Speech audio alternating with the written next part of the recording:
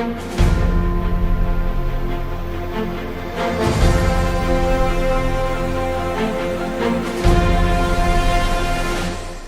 Updates.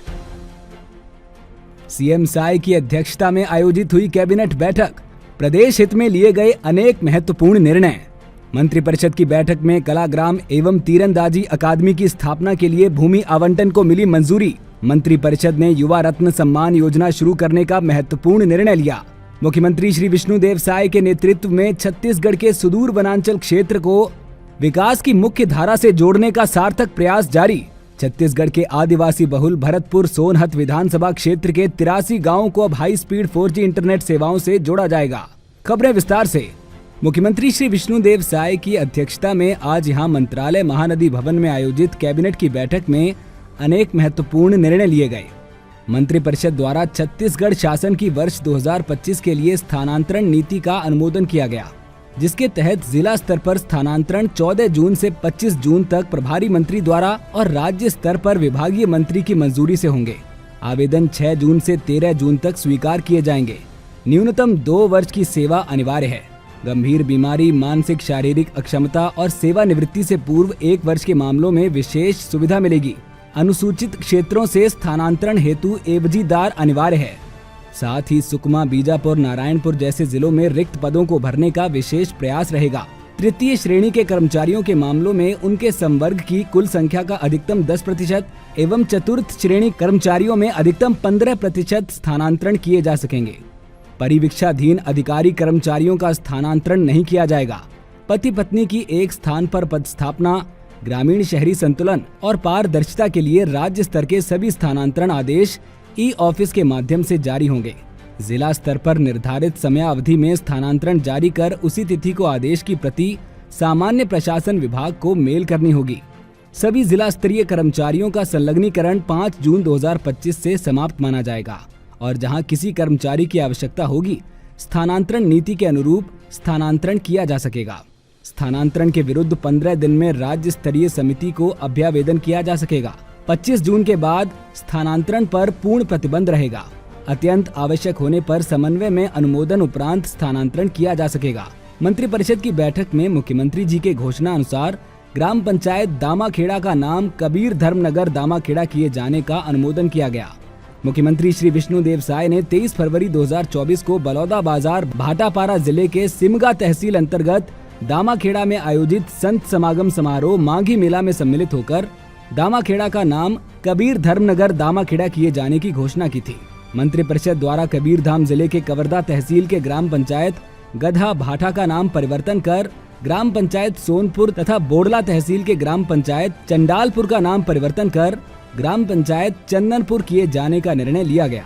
मंत्रिपरिषद की बैठक में मंत्रिपरिषद द्वारा छत्तीसगढ़ राज्य की कला और संस्कृति को बढ़ावा देने के लिए राज्य में कलाग्राम की स्थापना हेतु नवा रायपुर अटल नगर में संस्कृति विभाग को 10 एकड़ भूमि निःशुल्क आवंटित करने तथा उक्त भूमि के विरुद्ध प्रतिपूर्ति राशि नवा रायपुर अटल नगर विकास प्राधिकरण को भुगतान करने का निर्णय लिया गया।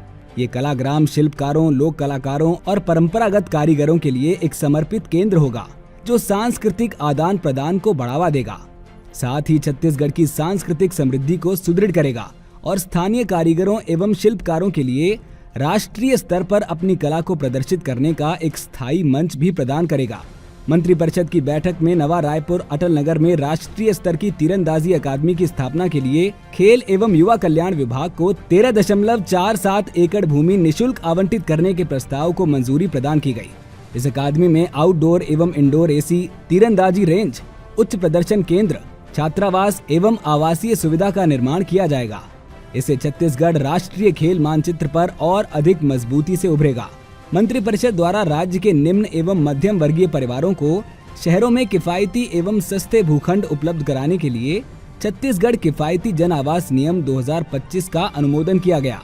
इससे लोगों को शहरी और ग्रामीण क्षेत्रों में उचित दर पर भूखंड उपलब्ध कराकर पानी, बिजली, सड़क और सीवरेज जैसी बुनियादी सुविधाओं की बेहतर व्यवस्था सुनिश्चित होगी। अवैध प्लॉटिंग की रोकथाम के साथ ही लोगों को सुव्यवस्थित कॉलोनियों का विकल्प मिलेगा और राज्य में रियल एस्टेट एवं इंफ्रास्ट्रक्चर क्षेत्र में निवेश के नए अवसर उपलब्ध होंगे। मंत्रिपरिषद द्वारा प्रदेश में युवा कल्याण के विभिन्न क्षेत्र में उल्लेखनीय कार्य करने वाले व्यक्तियों और संगठनों को सम्मानित करने के लिए युवा रत्न सम्मान योजना शुरू करने का महत्वपूर्ण निर्णय लिया गया। इस योजना के तहत युवा कल्याण के क्षेत्र में असाधारण और विशिष्ट सेवा कार्य करने वाले व्यक्ति अथवा स्वैच्छिक संगठनों को छत्तीसगढ़ युवा रत्न सम्मान से सम्मानित किया जाएगा। छत्तीसगढ़ युवा रत्न सम्मान हर वर्ष राज्य के एक युवा और एक स्वैच्छिक संस्था को उनके उत्कृष्ट कार्यों के लिए दिया जाएगा। इसमें युवा को पदक, प्रमाण पत्र, शॉल और अधिकतम 2.5 लाख रुपए, जबकि संस्था को अधिकतम 5 लाख रुपए की पुरस्कार राशि दी जाएगी।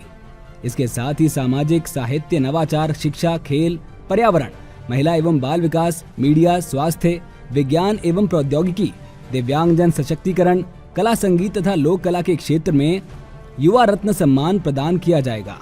युवा रत्न सम्मान प्रत्येक वर्ष उपरोक्त क्षेत्रों में उत्कृष्ट कार्य के लिए चयनित एक युवाओं को प्रदान किया जाएगा, जिसमें पदक प्रमाण पत्र, शॉल और अधिकतम 1 लाख रुपए शामिल हैं। महिला एवं बाल विकास के क्षेत्र में उत्कृष्ट कार्य के लिए ये सम्मान केवल महिलाओं और बालिकाओं को दिया जाएगा। आवेदक को छत्तीसगढ़ का मूल निवासी होना चाहिए और उसकी उम्र 15 से 29 वर्ष के बीच होनी चाहिए। सरकारी कर्मचारी, सरकारी उपक्रमों और शैक्षणिक संस्थानों में कार्यरत व्यक्ति पात्र नहीं होंगे। एक व्यक्ति या संस्था को एक ही साल में एक ही श्रेणी का पुरस्कार मिल सकता है और एक श्रेणी का पुरस्कार किसी को दोबारा नहीं दिया जाएगा।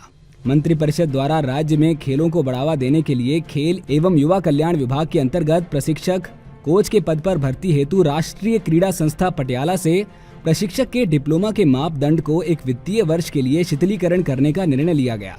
मंत्रिपरिषद द्वारा राज्य में ग्रामीण एवं आदिवासी बहुल क्षेत्रों में पर्यटन को बढ़ावा देने तथा स्थानीय लोगों को रोजगार के नए अवसर प्रदान करने के लिए छत्तीसगढ़ होम स्टे नीति 2025-30 का अनुमोदन किया गया।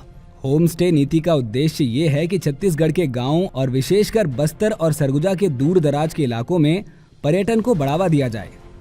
इससे वहां के युवाओं को रोजगार के नए अवसर मिलें।